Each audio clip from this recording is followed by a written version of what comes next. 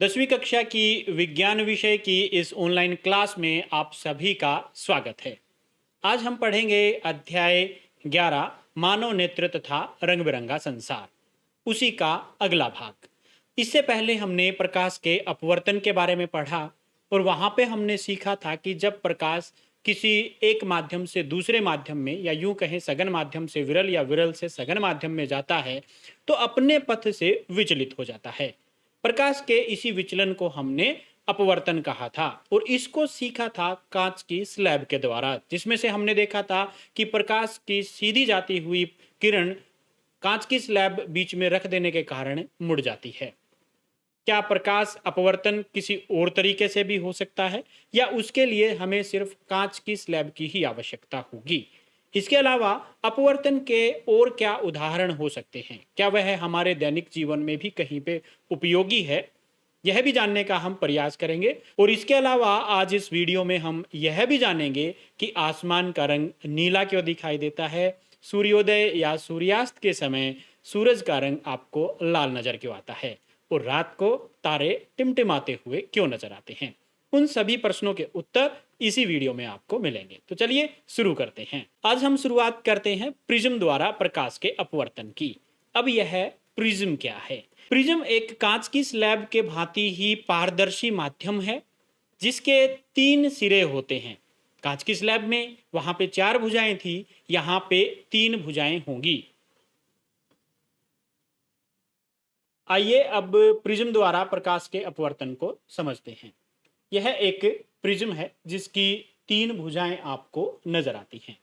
यहाँ पे जो प्रिज्म के 2 फलक, एक फलक ये हो गया और दूसरा फलक दूसरे तरीके से है। भुजाएं जिसको हम कह सकते हैं, ये अलग अलग 3 भुजाएं हैं प्रिज्म की। तीनों ही पारदर्शी हो सकती हैं या इनमें से कोई 2 भुजाएं तो पारदर्शी होंगी ही, जिसमें से प्रकाश का अपवर्तन हो सकता है। यहाँ पे जो ऊपर 2 फलकों के बीच में जो इसके 2 ये यहाँ पे सतह हैं, इनके बीच में बना हुआ, जो एक दूसरे के ऊपर झुके हुए हैं, इनके बीच में बना हुआ कोण, इस कोण को हम कहते हैं प्रिज्म कोण। इसको सामान्यतया अक्सर ए के द्वारा निरूपित किया जाता है। आइए अब इसको समझते हैं कि यह प्रकाश का अपवर्तन कैसे करता है। उसके लिए हम मानते हैं कि यह कोई प्रकाश की किरण है।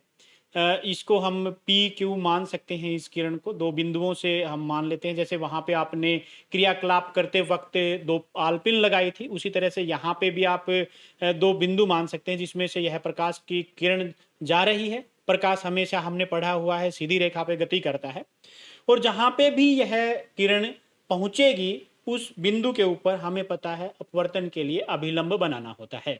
तो यहाँ पे यह एक अभिलंब है जिसको हम एन एन डैश के द्वारा प्रदर्शित करते हैं।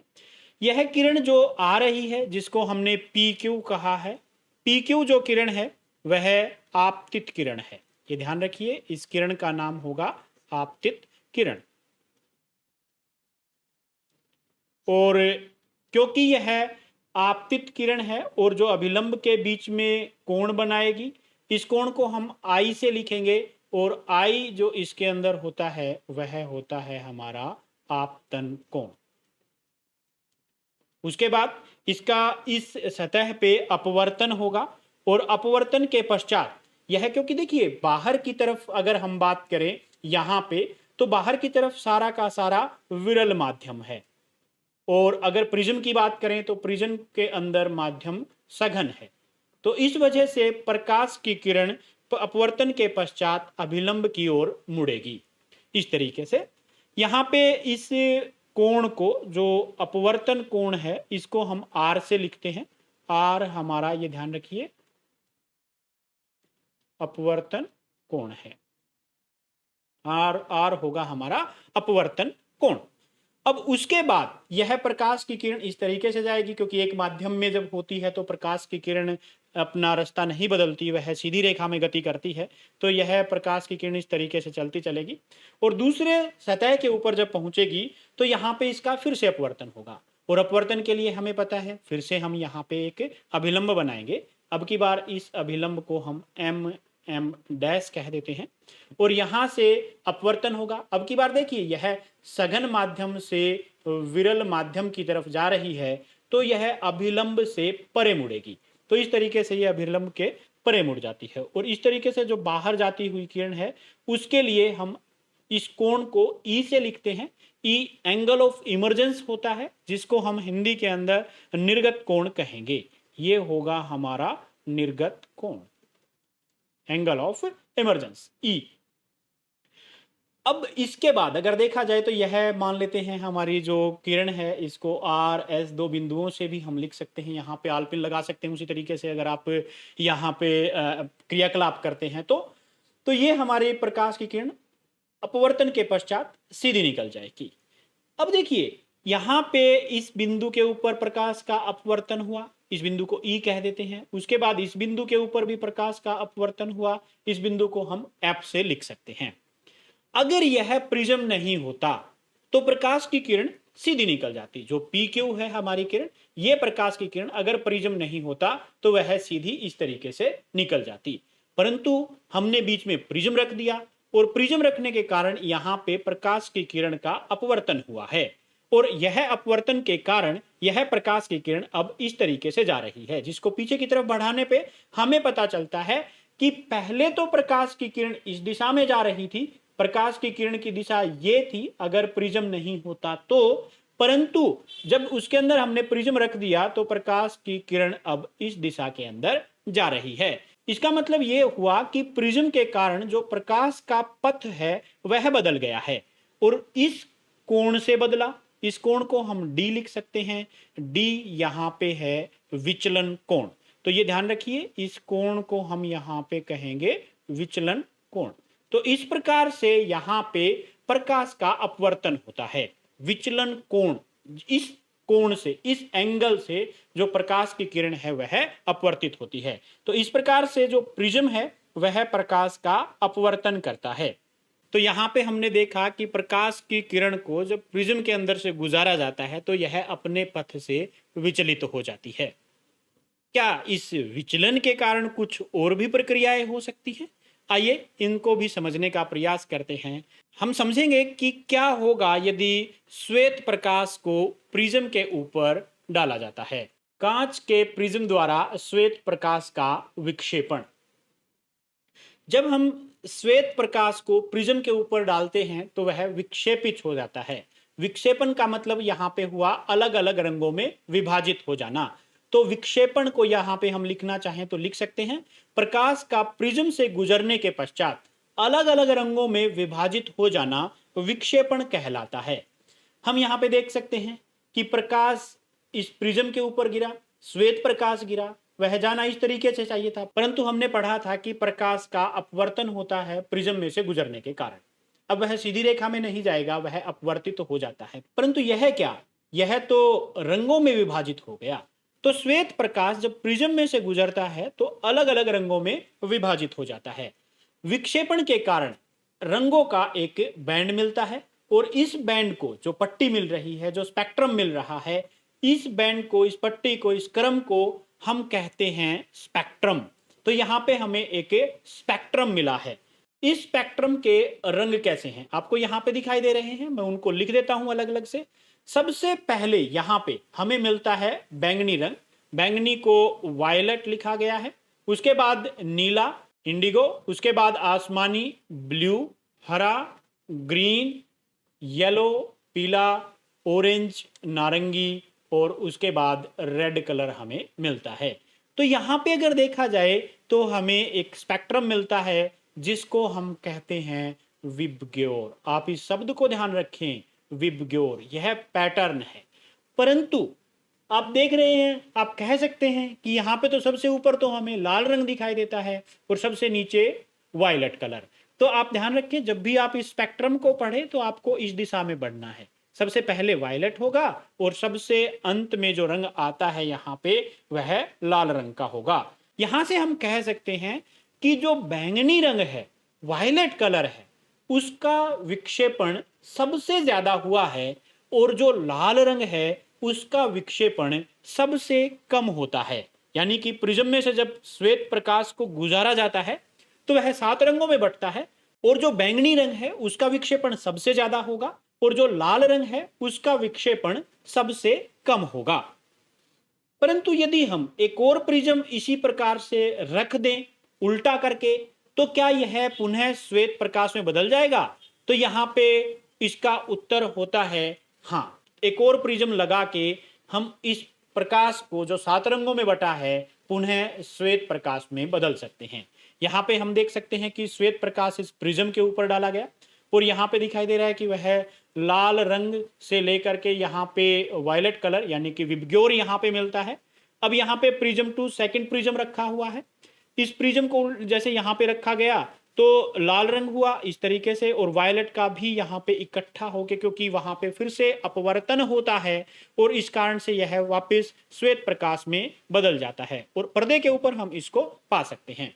तो इस प्रकार से हम देख सकते हैं कि पुनः श्वेत प्रकाश प्राप्त किया जा सकता है स्पेक्ट्रम को, या जो 7 रंगीय प्रकाश है प्रिज्म के द्वारा उसको पुनः प्रिज्म में से गुजारने के बाद। आकाश में बनने वाला इंद्रधनुष भी विक्षेपण के कारण ही बनता है। आपने कई बार आसमान के अंदर इंद्रधनुष को देखा होगा, वह इंद्रधनुष विक्षेपण के कारण ही बनता है।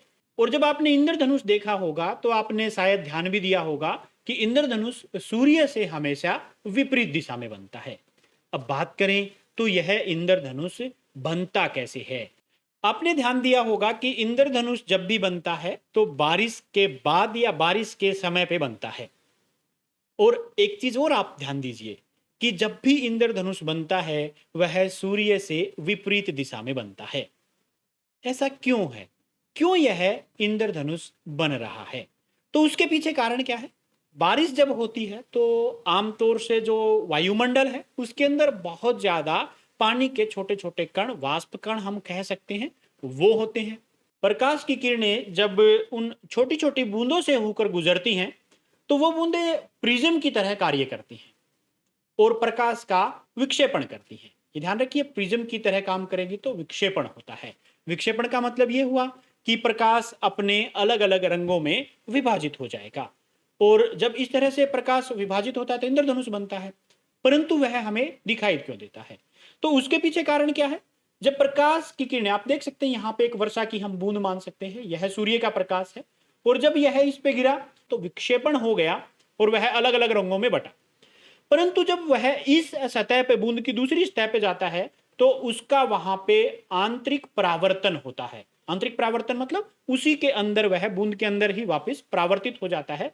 और यह ध्यान रखिए, यह होता है जब प्रकाश की किरण किसी सघन माध्यम से विरल माध्यम की तरफ जाती है। तो यहाँ पे आंतरिक परावर्तन होता है और इस परावर्तन के पश्चात यह यहाँ पे पुनः परावर्तित होता है इस जगह पे ऊपर भी। तो इस तरीके से जो बूंद में से बाहर निकलता है प्रकाश, वह पहले अपवर्तन, यहाँ पे अपवर्तन के कारण विक्षेपण, उसके बाद आंतरिक परावर्तन, और यहाँ पे अपवर्तन के कारण वह बाहर आता है। और हमें जब वह आंख में, हमारी आंखों में पहुंचता है सूर्य का प्रकाश इस तरीके से, तो यहाँ पे हमें अलग अलग रंगों का प्रकाश आंख में पहुंच रहा है। और देखने वाले को क्या लगेगा? हम इसी को पीछे की तरफ बढ़ाएं तो देखने वाले को लगेगा कि ये प्रकाश की किरणें यहां से आ रही हैं, और इस प्रकार से हमें इंद्रधनुष बना हुआ प्रतीत होता है।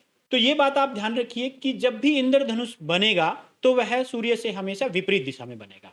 मान लीजिए आप सूर्य आपकी पीठ की तरफ हो, और यदि आप आकाश की तरफ देखेंगे तो किसी भी धूप वाले दिन, जरूरी नहीं आप बारिश वाले दिन ही आप करें, अगर जलप्रपात कहीं पे बन रहा है, आप फव्वारे के नीचे खड़े हैं और सूरज आपके पीछे है, तो आपको दूसरी तरफ, जो यानी कि जिस तरफ आप देख रहे हैं सूरज आपकी पीठ के बिल्कुल पीछे है, तो दूसरी तरफ आपको इंद्रधनुष जैसी आकृति बनती हुई दिखाई दे रही होगी, या प्रकाश आपको 7 रंगों में विभाजित होता हुआ दिखेगा। ऐसा ही आप साबुन के छोटे छोटे बुलबुलों में भी देख सकते हैं। यहाँ पे हमने देखा कि इंद्रधनुष वायुमंडल में उपस्थित वाष्प कणों के कारण बनता है, परंतु वायुमंडल में वाष्प कण तो हमेशा विद्यमान है, इसके अलावा और भी बहुत सारी गैसें हैं, तो क्या उनके कारण भी अपवर्तन हो सकता है? तो आइए अब बढ़ते हैं और हम पढ़ते हैं वायुमंडलीय अपवर्तन के बारे में। वायुमंडलीय अपवर्तन, पृथ्वी के वायुमंडल के कारण होने वाले अपवर्तन को हम वायुमंडलीय अपवर्तन कहते हैं, क्योंकि पृथ्वी के चारों तरफ वायुमंडल है, हवा है। अब क्योंकि पृथ्वी की बात करें तो पृथ्वी की सतह से लेकर के बहुत दूर के क्षेत्रफल तक वायुमंडल होता है, और सूर्य का प्रकाश जब इसमें आता है तो वह धरती को गर्म करता है। इसके अलावा जो आ रही गैसों में से भी तो होके आता है, इनको भी गर्म करता है। और पृथ्वी की सतह सबसे ज्यादा गर्म होती है। अब यहाँ पे हम मान सकते हैं कि वायुमंडल अनेक परतों से मिलकर बना हुआ है। कैसे मानेंगे? देखिए, वायुमंडल के जो सबसे निचले हिस्से में या पृथ्वी की सतह के पास जो गैस है वह गर्म होती है। इसके अलावा इससे ऊपर वाली थोड़ी सी कम गर्म होगी। इसको आप यूं भी समझ सकते हैं कि आप कहीं आग के पास बैठे हुए हैं तो आपने महसूस किया होगा जब आप उसके बिल्कुल नजदीक होते हैं तो ज्यादा गर्म होते हैं, और दूर जैसे जैसे जाते हैं तो उसकी गर्मी कम महसूस होती है। इसी प्रकार से वायुमंडल भी हम कुछ हिस्से तक मान सकते हैं अलग अलग परतें होंगी उसकी, और वह परतें अलग अलग तापमान पे होंगी। तो इसका मतलब यहाँ पे तापमान वायुमंडलीय परतों का या अलग अलग हिस्सों में अलग अलग होता है। अब यहाँ पे तापमान यदि बदलता है तो हमने पढ़ा है कि गैसें गर्म होकर फैलती हैं तो वहां पे वो सघन और विरल बनेंगी। तो इसका मतलब जो पृथ्वी के पास की सतह है, यहाँ पे जो वायुमंडल की वायु है या वायुमंडल की परतें हैं वो सबसे विरल होंगी, और जो जैसे जैसे हम ऊपर की तरफ जाते हैं तो उसकी सघनता बढ़ती जाती है, यानी कि वो ज्यादा गहरी होंगी। अब यहां पे हम समझ सकते हैं कि जब वो अलग अलग माध्यमों से प्रकाश होके गुजरेगा तो हर बार जब वह माध्यम बदलता है तो उसका अपवर्तन होता है। तो वायुमंडल की इन्हीं परतों के कारण, अलग अलग परतों के कारण, अलग अलग घनता की परतों के कारण वायुमंडलीय अपवर्तन होता है। तो क्या इस वायुमंडलीय अपवर्तन का कोई और प्रभाव भी देखा जा सकता है? क्योंकि वायुमंडल के अंदर हम गैसों की बात करें, हवा की बात करें तो वह लगातार चलती रहती हैं, और यहाँ पे कभी भी वायुमंडल स्थिर नहीं होता, उसके अंदर लगातार हलचल होती रहती है। और इसी हलचल के कारण हमें तारे टिमटिमाते हुए दिखाई देते हैं, और तारों का टिमटिमाना इसी वायुमंडलीय अपवर्तन और लगातार बनी हुई अस्थिरता के कारण होता है। तो देखिए, तारा मान लेते हैं जैसे यहाँ पे है, अपनी स्थिति पे बना हुआ है। यहाँ पे हम मान लेते हैं कोई भी तारा है, और आप यहाँ पे पृथ्वी के ऊपर हैं, जैसे यहाँ पे खड़े हुए हैं, तो उस तारे से प्रकाश आप तक पहुंचेगा, परंतु वह वायुमंडल की अनेकों परतों से होकर गुजर रहा है। अब एक स्थिति में मान लेते हैं कि वह प्रकाश आप तक सीधा पहुंचा, तो वह स्थिति में है। अब मान लेते हैं कि हवा चल रही है, और हवा चलने के कारण वायुमंडल के अंदर अस्थिरता आती है, जिसके कारण यह परतें बदलती रहती हैं, और परतें बदलेगी तो जो प्रकाश की किरण की स्थिति है, क्योंकि वहां पे माध्यम जब बदलते हैं, ये माध्यम खिसक जाएगा, यहाँ पे सरल या विरल आ जाएगा, तो वह प्रकाश की किरण जो इस तरीके से परावर्तित हो रही थी अब वह उतनी ही परावर्तित नहीं होगी, जबकि उसके मुकाबले कुछ बदलेगी, चाहे कम हो या ज्यादा हो। तो इसका मतलब जो प्रकाश की किरण सीधी जा रही थी अब वह सीधी नहीं जाएगी, थोड़ी सी जगह पे, बिल्कुल थोड़ी सी अपनी जगह से हिली हुई प्रतीत होगी। और देखने वाले को क्या लगेगा, यहां से मान लिया कोई प्रकाश की किरण आ रही है कि वह इस तरीके से, यानी कि प्रकाश का किरण का जो वास्तविक मार्ग है वो तो ये है, परंतु आभासी मार्ग, क्योंकि वह अब हिला हुआ दिखाई देगा वायुमंडलीय अस्थिरता के कारण, तो वह हमें तारा किसी दूसरी जगह पे आएगा। अब देखिए, तारे का प्रकाश लगातार एक जैसा है, वह बिंदु जैसा है। एक बार वह बिंदु यहाँ पे जा रहा है, दूसरी बार वह बिंदु इस तरफ जा रहा है, अभी इस तरफ जा रहा है, लगातार वह बिंदु हिलता रहेगा, तो हमें वह तारों जैसी आकृति नजर आती है, और इस वजह से हमें वे तारे टिमटिमाते हुए दिखाई देते हैं। हमने देखा कि वायुमंडलीय अपवर्तन के कारण तारे तो टिमटिमाए। क्या और कोई भी घटना होती है? हाँ, आपका दिन रात के मुकाबले थोड़ा सा बड़ा हो जाता है। अब आप कहेंगे कि दिन और रात का लंबा या छोटा होना तो मौसम और सूर्य और पृथ्वी की स्थिति के ऊपर निर्भर करता है, तो इसमें वायुमंडल का क्या महत्व? तो आप एक चीज ध्यान रखिए कि जो वहां पे सूर्य, चांद, मौसम आदि की स्थिति के कारण बनता है वो दिन रात तो है ही, उसके अलावा कुछ समय का फर्क आपका वायुमंडल भी करता है। क्यों होता है समझते हैं, और उसके बाद देखेंगे कि वह कितना फर्क करता है। यह अग्रिम सूर्योदय तथा विलंबित सूर्यास्त एक दिन में लगभग दिन और रात के बीच 4 मिनट का अंतर पैदा कर देता है।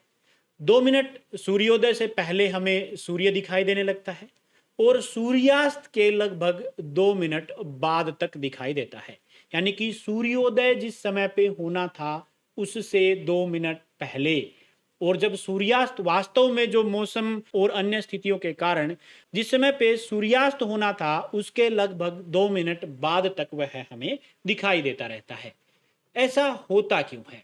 तो देखिए, हमें पता है कि पृथ्वी के चारों तरफ वायुमंडल है। अब हम इस स्थिति को मानते हैं, तो यह क्षितिज है और यहाँ पे आप खड़े हैं। होगा क्या?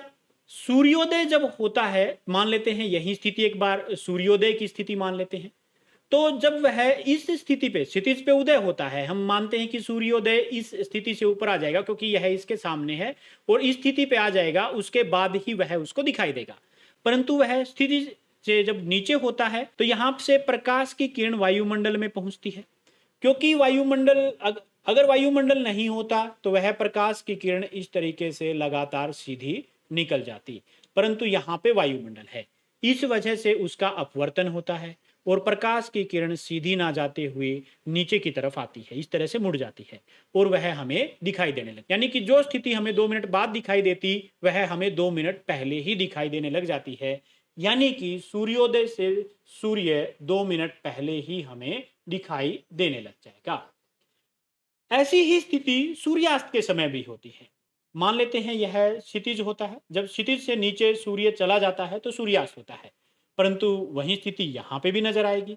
जब क्षितिज से नीचे सूर्य चला जाएगा तो नीचे जाने के कारण वह यहाँ पे प्रकाश की किरणें पहुंचेंगी और फिर भी वह हमें यहाँ पे दिखाई देता रहेगा।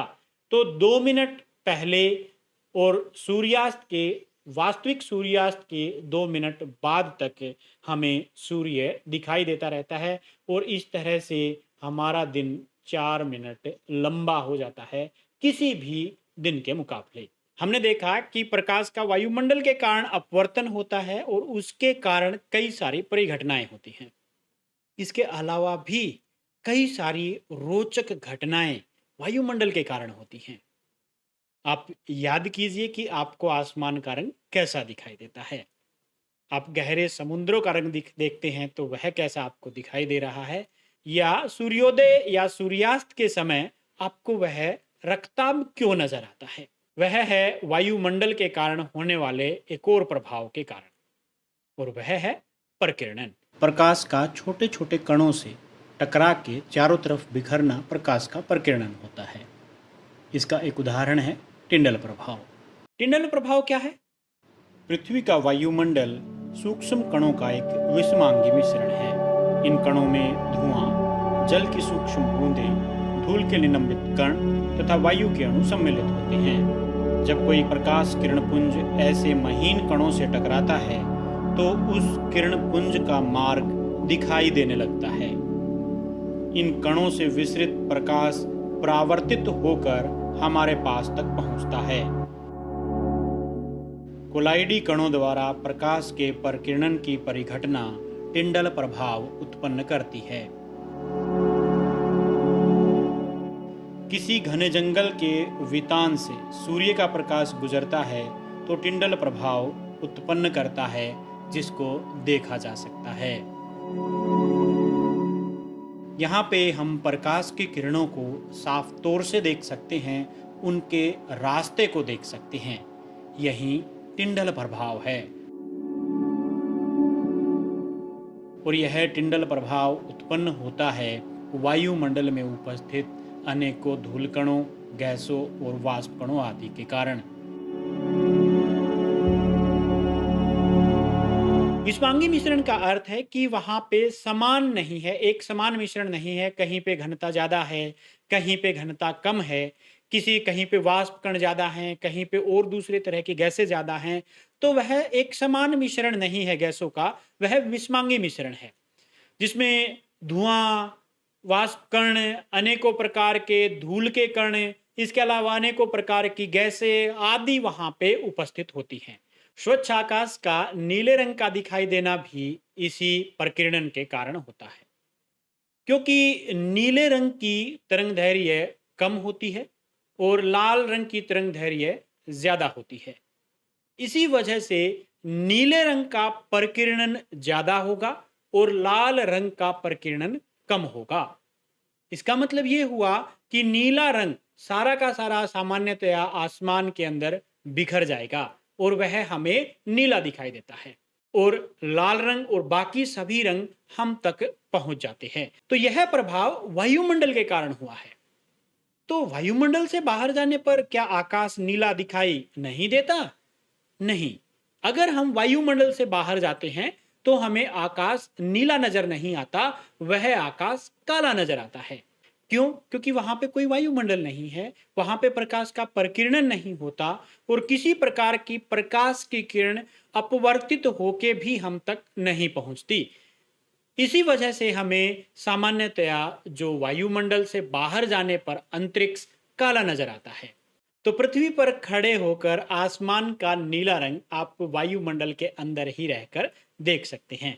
अगर आप बाहर जाएंगे तो आपको अंतरिक्ष काला नजर आएगा।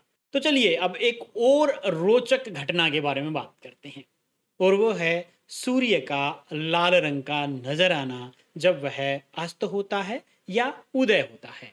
तो सूर्यास्त के समय या सूर्योदय के समय उसका रक्ताभ होना भी इसी वायुमंडल के कारण होता है। आप देख रहे हैं कि दिन के समय में सूर्य सीधा हम तक पहुंचता है, और इसके कारण जब वह सीधा पहुंचता है तो वायुमंडल के अंदर कम चलता है। आप देख सकते हैं सिर्फ उसने इतनी दूरी वायुमंडल के अंदर तय की।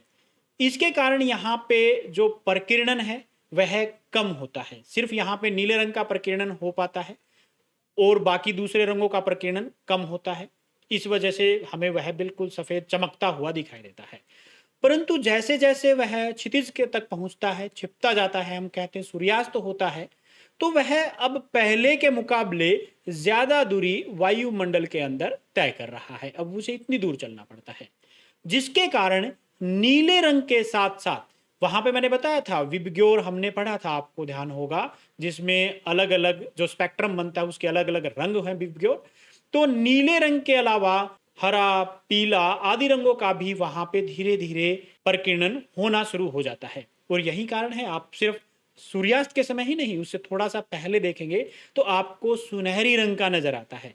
वो क्यों? क्योंकि जितना ज्यादा वह वायुमंडल के अंदर से गुजरता जाएगा उतना ही दूसरे रंगों का भी प्रकीर्णन बढ़ता जाता है, और वहां पे धीरे धीरे रंग कम पहुंचते हैं सूर्य से हम तक, और इस कारण से वह लाल रंग दिखाई देता है। परंतु लाल रंग से पहले यदि हम वायुमंडल की भी बात करें तो सूरज छिपने से पहले जब वह लाल रंग का होता है तो आप वायुमंडल में भी देखेंगे उसका थोड़ा सा असर होता है, और आसमान भी हमें थोड़ा सा सुनहरी रंग का या हल्का सा कम नीला होना वहां पे आरंभ हो जाता है।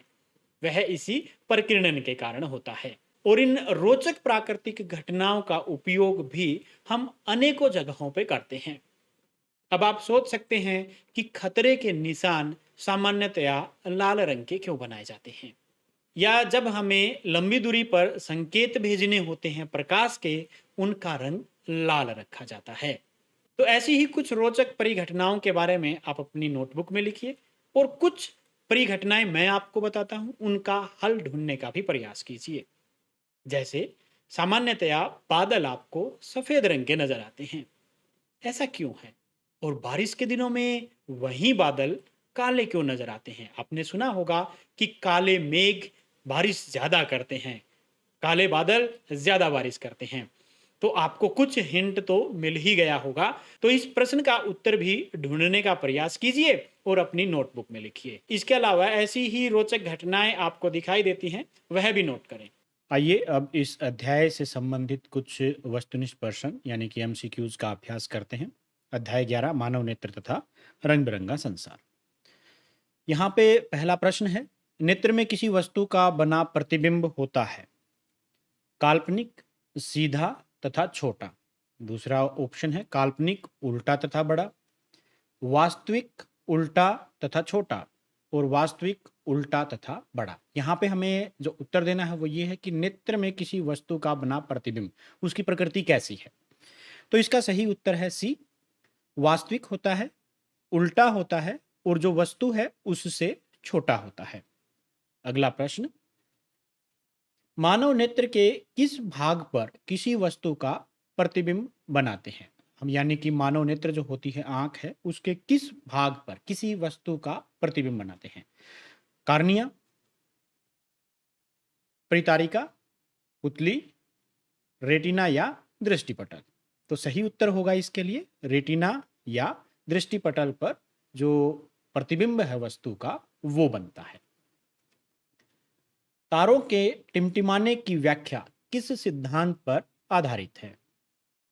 सिद्धांत बताना है हमें, किस सिद्धांत पे ये काम करता है। अपवर्तन के सिद्धांत पर, दूसरा है प्रकीर्णन के सिद्धांत पर, तीसरा है वर्ण विक्षेपण का सिद्धांत और चौथा है इनमें से कोई नहीं। यहाँ पे इसका सही उत्तर होगा ए, अपवर्तन के सिद्धांत पर, क्योंकि वायुमंडल की अनेकों परतें, उसमें वायु लगातार बहती रहती है, वहां पे स्थिर नहीं है वातावरण, उसकी वजह से वे हिलते डुलते हुए दिखाई देते हैं, जिसके कारण हमें वे टिमटिमाते हुए दिखाई देते हैं।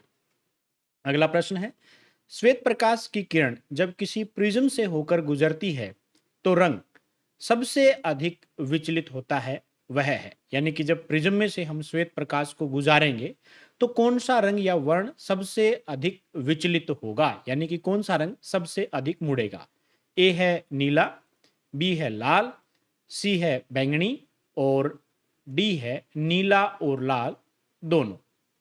तो यहाँ पे सही उत्तर है बैंगनी, क्योंकि वर्णक्रम जब हमने पढ़ा था तो उसमें बैंगनी रंग सबसे नीचे आता है, लाल रंग सबसे ऊपर, यानी कि बैंगनी रंग का जो विचलन होता है वो सबसे ज्यादा होता है और लाल रंग का विचलन सबसे कम होता है। विभिन्न दूरियों पर रखी वस्तुओं के प्रतिबिंब को फोकस करने के लिए आंख के लेंस की फोकस दूरी परिवर्तित होती है। कौन परिवर्तित करता है उसको? पहला ऑप्शन है पुतली द्वारा, दूसरा है रेटिना द्वारा, तीसरा ऑप्शन यहाँ पे है सिलियरी पेशियों द्वारा और चौथा आंसर है यहाँ पे आइरिस द्वारा। तो देखिए यहाँ पे प्रतिबिंब जो आंख के अंदर बनता है तो वो उसको प्रतिबिंब को बनाने के लिए लेंस को लगातार अपनी फोकस दूरी को बदलते रहना पड़ता है, क्योंकि दूरियां अलग अलग होती हैं। तो उसके लिए कौन सा हिस्सा उस लेंस की जो फोकस दूरी है उसको परिवर्तित करने के लिए यूज होता है, और वह है सिलियरी पेशियों द्वारा। तो जो लेंस का जो फोकस दूरी है वो सिलियरी पेशियों द्वारा परिवर्तित की जाती है।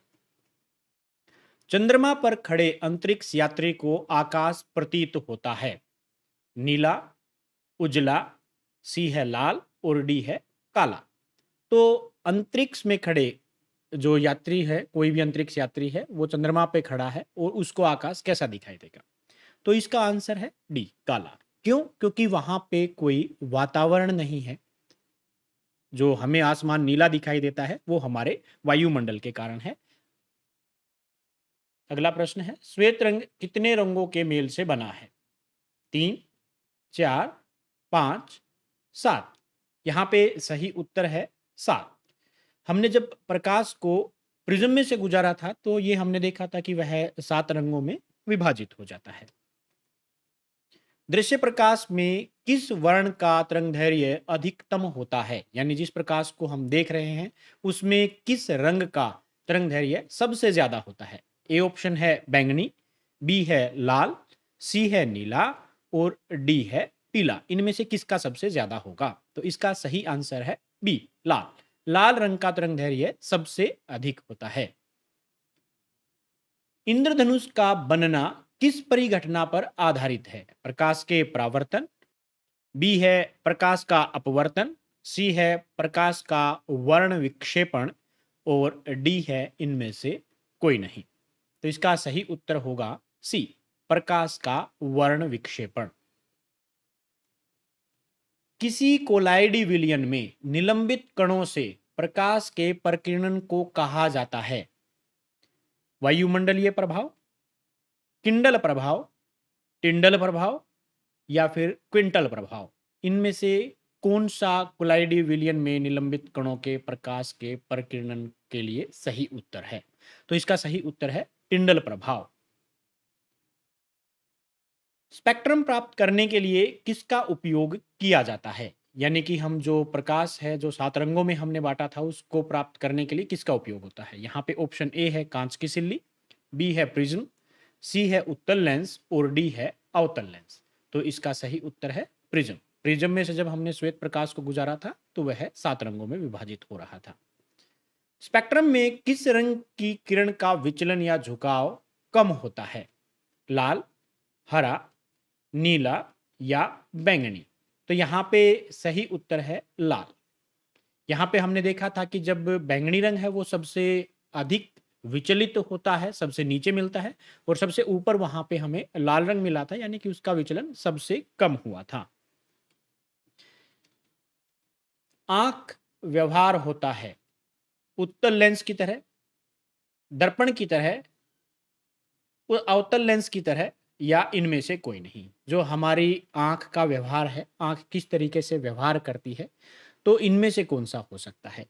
तो हमें पता है हमारी आंख उत्तल लेंस के तरीके से व्यवहार करती है, तो इसका सही उत्तर होगा ए, उत्तल लेंस की तरह। कौन रंग है जिसका खतरे के सिग्नल में उपयोग होता है? खतरे के सिग्नल बनाने के लिए किस रंग का? ए पीला, बी लाल, सी नीला, डी हरा। तो यहां पे सही उत्तर होगा लाल। वास्तविक सूर्यास्त और आभासी सूर्यास्त के बीच लगभग कितने समय का अंतर होता है? ए 1 मिनट, बी 2 मिनट, सी 4 मिनट, और डी 10 मिनट। तो देखिए यहां पे जो सही उत्तर होगा वो होगा 2 मिनट, क्योंकि 2 मिनट सूर्योदय या 2 मिनट सूर्यास्त के कारण होता है। तो यहां पे इस क्वेश्चन में आप ध्यान रखें, ये पूछा गया है सूर्यास्त के समय, पूरे दिन के लिए नहीं पूछा गया। अगर पूरे दिन के लिए होता तो सही उत्तर होता सी 4 मिनट, परंतु एक समय में, या तो सुबह सूर्योदय के समय या सूर्यास्त के समय, वह 2 मिनट का ही अंतर पैदा करता है। तो ये कुछ इस अध्याय से संबंधित महत्वपूर्ण एमसीक्यूज थे। तो आज के लिए इतना ही। धन्यवाद।